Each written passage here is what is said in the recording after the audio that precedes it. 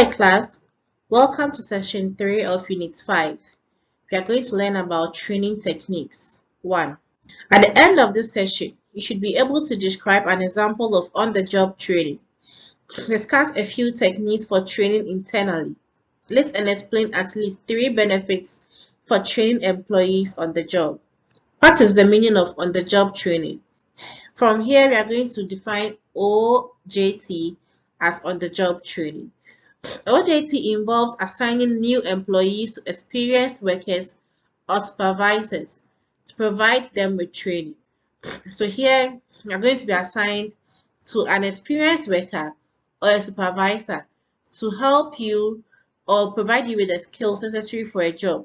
So he's going to train you on the job. As he is working, you're going to learn from him what he does in his day-to-day activities or what he's supposed to teach you so that you can carry on with your task.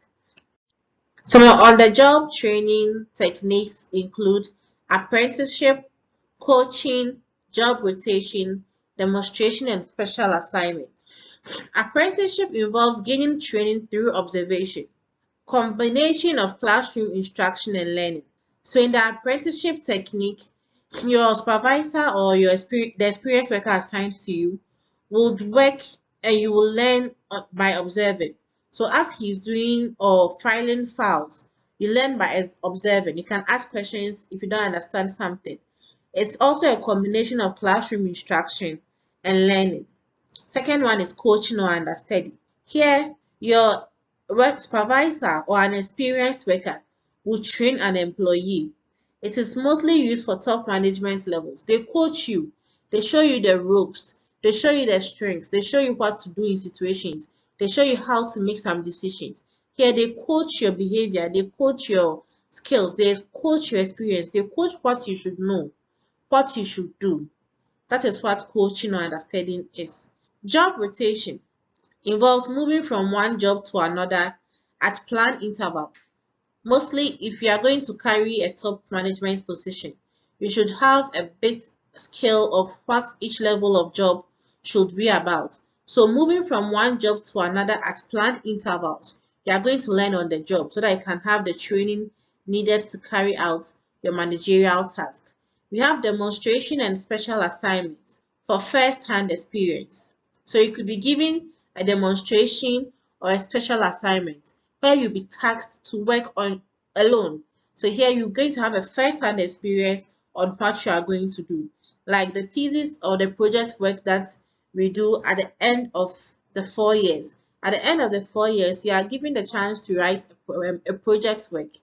So in the project work, you are going to learn on the job. You are going to learn how to do research. So you are going to have first-hand experience on what research is. That is what we mean by demonstration or a special assignment. You are tasked with someone and you have to go and find the solution to it and you come back. Advantages of OJT. It is relatively inexpensive because you don't need to go and hire someone else to come and train your staff. As I am working, someone is understudying me, I'm coaching someone, I'm training someone. Please, you get it. Trainees learn while producing because they are learning whilst on the job. So even if it is a supervisor that is working, production is still going on. Production is not halted, it is still going on. No extra cost for expensive off-the-job training. You don't need to pay a specialized person to come and conduct training and pay the person and hold production so that everybody can go and learn the new skills in the market.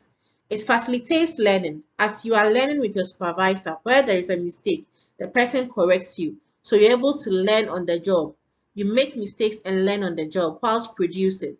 For quick feedback about employee performance, as you are being supervised, your supervisor is also taking notes on your performance, which he's going to give to the top management as to how you are faring with the training, whether you are learning quickly or not.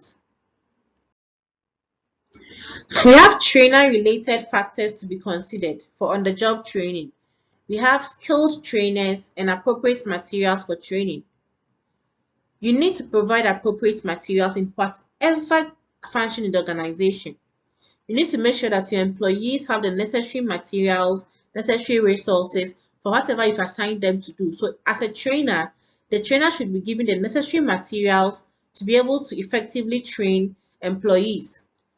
For skilled trainers, you should make sure that the people that you've set aside to train your employees know the principles of learning, know the principles of training, know what the principles of whatever you've asked them to teach your employees. So the person should have principles of learning and principles of training so that he does not let go of anything. He knows the process, the procedures, the step-by-step way to go to deliver the training procedure.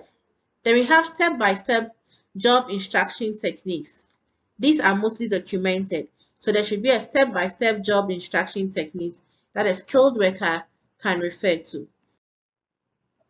So far, we've learned about the approaches to on-the-job training, advantages to on-the-job training, and skills a trainer should have for an adequate, effective feedback on the job.